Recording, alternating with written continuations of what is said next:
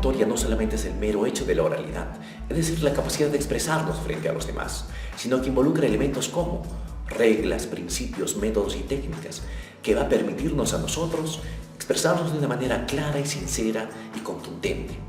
Pero no solamente eso, la oratoria va a exponer de la manera más genuinamente posible de lo que somos frente a nuestro público.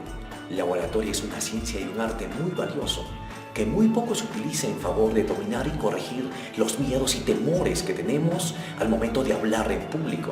En efecto, la oratoria pone en evidencia la mayoría de los temores y complejos personales que padecemos. El hecho de hablar en público presenta de manera inmediata toda suerte de miedos y temores reservados en lo más profundo del individuo, como su pronunciación, su vocabulario, su memoria, su seguridad, su empatía, etc.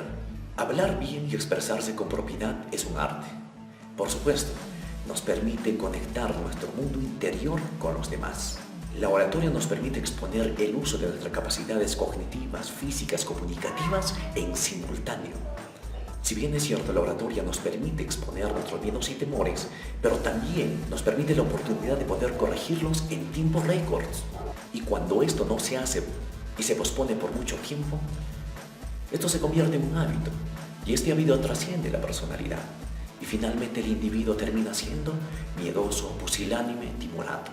Si tú quieres mejorar sustantivamente tu capacidad expresiva y hablar con propiedad, elocuencia y persuasión, inscríbete. Full entrenamiento en los esquemas de exposición, discurso, debate y argumentación.